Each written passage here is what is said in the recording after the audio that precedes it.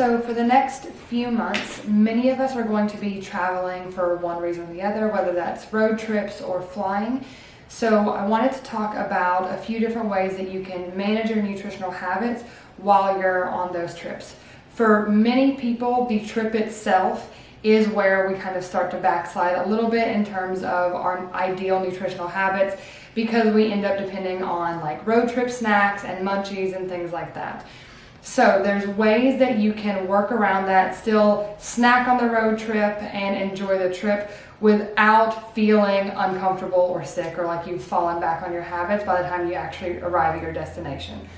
One of the first things, that's probably one of the easier things to do, is depending on the gas station options.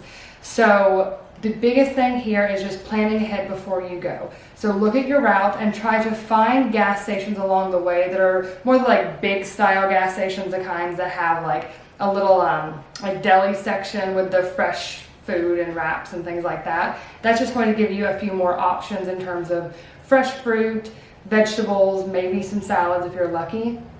If for whatever reason those types of gas stations are not an option for you and the only thing on your trip is your standard gas station with your packaged food, most of those will still have some kind of protein bar or energy bar. So when you're in there, just kind of look through that section really quickly and try to find options that are on the lower end in terms of sugar. The reason for this is you're going to be traveling and sitting. Your body isn't going to use that sugar as efficiently as it would if you're like going into a workout. So your only purpose here is just finding the snacks that will kind of hold you over and still help you meet your nutritional goals. The other option, kind of in that same vein, or the other thing to consider, is that we want to still make sure that we're thinking about full-size meals on our trip, especially if it's a trip that's more than a few hours. Another issue that a lot of people run into is on that trip, if you're just depending on snacks, at some point you're going to want a full meal.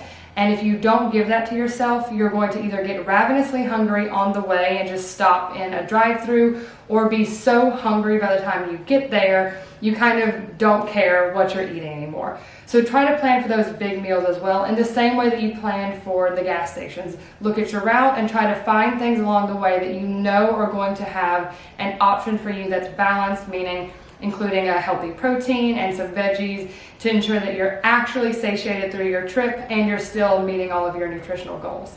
And then the last option that is on the more high effort end is actually preparing your snacks in advance. So obviously one really easy and very obvious option is just chopping up some veggies and bringing a dip that you actually enjoy, meaning if that is ranch dip and that is the only way you're going to eat those vegetables, just bring that, because at least you're still getting in your veggies.